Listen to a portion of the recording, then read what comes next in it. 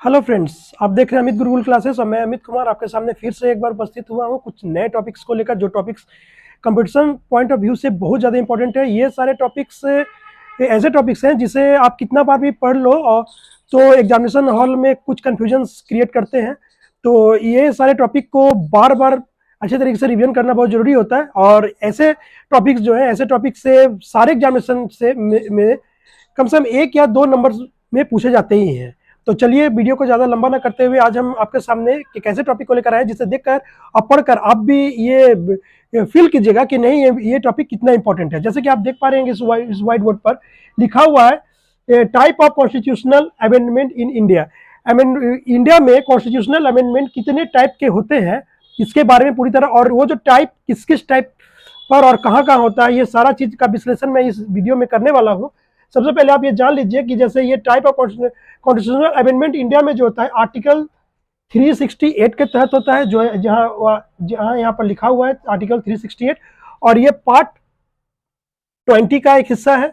तो आप इसे अच्छे तरह से पहले देख लीजिए कि ये कॉन्स्टिट्यूशनल अमेंडमेंट अगर है, अगर पार्ट पूछा जाए तो यहाँ से एक क्वेश्चन निकल सकता है, पार्ट 20 है। और अमेंडमेंट की बात अगर पूछी जाए तो आर्टिकल 368 के तहत इसे पूरी तरह से अमेंड किया जाता है। तो चलिए बताते हैं, टाइप ऑफ कॉन्स्टिट्यूशनल अमेंडमेंट हमारे इंडिया में 3 तरीके का होता है। पहले होता है by special majority of parliament, second में होता है बाय स्पेशल मेजोरिटी पहला है by simple majority of parliament, second है by special majority of parliament, और थर्ड है by special majority of parliament and consent of state. मतलब इसमें स्टेट भी जो रहेगा। और ये कैसे कैसे होता है, चलिए मैं आपको एक एक पढ़कर सुनाता हूँ, क्योंकि व्हाइट बोर्ड है, इसमें पूरा लिखा जाना पूरा ही लिखा गया है मेरे द्वारा जितना संभव हो सका, लेकिन इसको लिखने में थोड़ा सा मेरे राइटिंग को, मेरे वर्ड्स को थोड़ा छोटा करना पड़ा है। लेकिन आपको कोई किसी तरह का कोई परेशानी नहीं आएगी, आप उसे जूम करके पढ़िएगा। और ऐसे मैं आपको यहाँ पूरा तरह से प्रोनाउंसिएशन करके 1 बाय 1 आपको पूरी तरह से समझा दे रहा हूँ।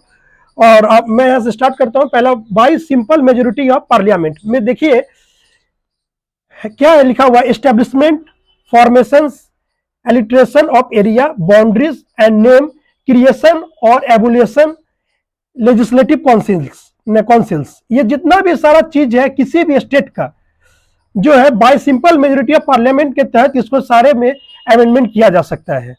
किसी भी स्टेट में एक को establishment, formation, alteration of area, boundaries के उसके बाउंड्रीज घटेंगी या बढ़ेंगी, उसके नाम में किस तरह कोई परिवर्तन, उसका क्रिएशन कैसा होना चाहिए या उसका एवोल्यूशन होना चाहिए, लेजिस्लेटिव काउंसिल उस स्टेट में होना चाहिए नहीं होना चाहिए, ये सारा चीज सिंपल मेजोरिटी ऑफ पार्लियामेंट के द्वारा किया जाता है।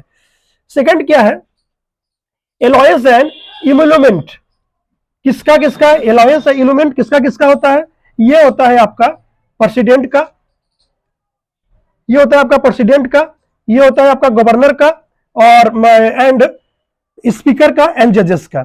ये आपका देखिए एलाउंस एंड इम्यूलमेंट जो होता है ये किसका किसका होता है, प्रेसिडेंट का, गवर्नर का, स्पीकर का एंड जज का।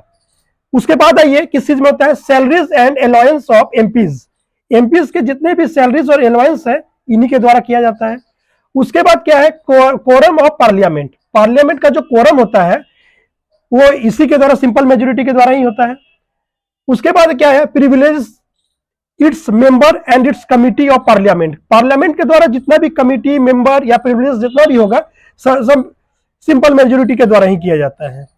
Rules of procedure in parliament, parliament के प्रोसीड्यूर का जितना भी रूल है सब इसमें है। डिलिमिटेशन ऑफ कॉन्स्टिट्यूशंस, कॉन्स्टिट्यूशंस का क्या लिमिट है, उसको लिमिट को बढ़ाना है घटाना है जो है इसमें होता है।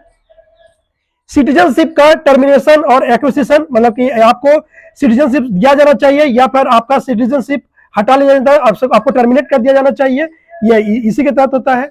Elections of parliament and state legislation, ये इसी के तहत होता है। कोई भी पार्लियामेंट में इलेक्शन हो या स्टेट लेजिस्लेटिव का इलेक्शन हो, इसके द्वारा होता है।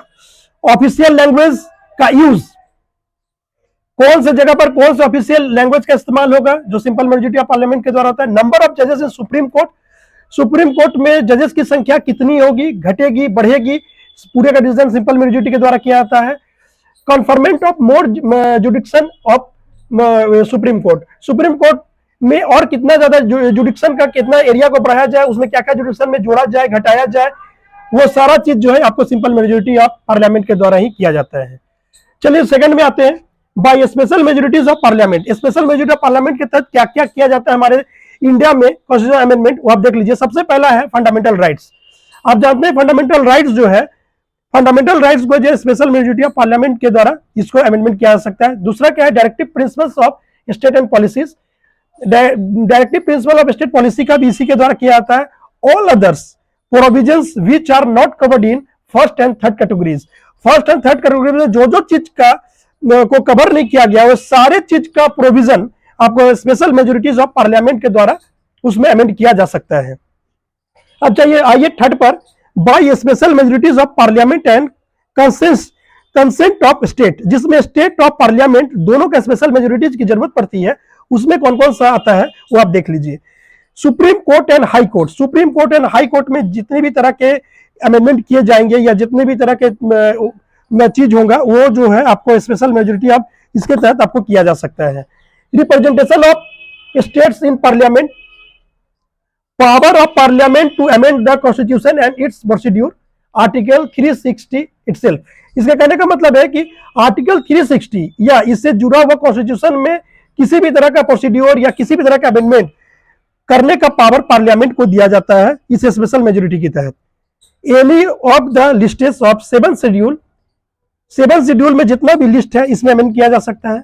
Distribution of legislative power, legislative power का डिस्ट्रीब्यूशन कहाँ यूनियन और स्टेट के बीच में डिस्ट्रीब्यूशन ऑफ लेजिस्लेटिव पावर का डिस्ट्रीब्यूशन किस तरह से होगा, यह भी आपको इसके तहत किया जाएगा।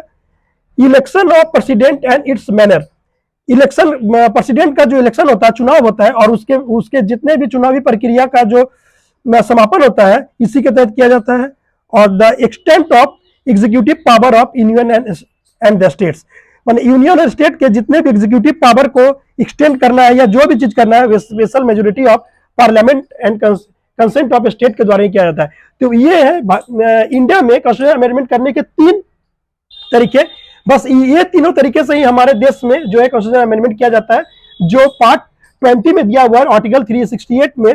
और आपको ये पता होना चाहिए कि आर्टिकल 368 में भी कभी कभी अमेंडमेंट किया जाता है। ये अमेंडमेंट जो है ये थर्ड वाला जो special majority of parliament and constitution of state के द्वारा ही किया जाता है। तो ये टॉपिक बहुत इंपॉर्टेंट टॉपिक है। इस टॉपिक को में दिए हुए जितने भी आपको पॉइंट्स लिखे हुए, इसको बारीकी से अच्छे से एकदम मतलब कि उसको क्या कहते हैं, एकदम बारीकी से इसको पढ़िए, क्योंकि इसमें से बहुत सारा सवाल आपको पूछ सकता है। कोई 4 ऑप्शन दे देगा और बोलेगा बताइए इस तीनों में से किसके तहत उसको किया जाता है। तो ये आपको वहां पर बहुत कंफ्यूजन क्रिएट होगा अगर इसको बढ़िया से आप रिवीजन करके या याद करके आप नहीं जाते हैं। तो ये आपके लिए लाए हैं एकदम 1 से 2 नंबर सेव करने का एक बहुत ही अच्छा टॉपिक। और ये सिर्फ नॉट ओनली स्टेट एग्जामिनेशन, ये आपको सेंट्रल के किसी एग्जामिनेशन, एसएससी, यूपीएससी जैसे एग्जामिनेशन, पीटी में भी ये सब कभी कभी पूछे जाते हैं। तो आप जो है कि इसको बहुत अच्छे तरीके से पढ़िए, एक बार इसको याद कर लीजिएगा तो कैग एग्जामिनेशन में इसका आपको फायदा मिलेगा।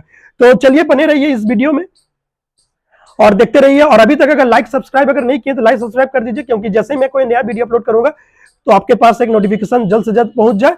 और आप इसको याद कीजिए, इससे रिलेटेड जितने भी आपके पास अगर ऑब्जेक्टिव है उसको बनाने की कोशिश कीजिए, आपसे सब बनेंगे। तब तक के लिए बाय बाय, फिर मैं दूसरे वीडियो के साथ आपके सामने उपस्थित होऊंगा।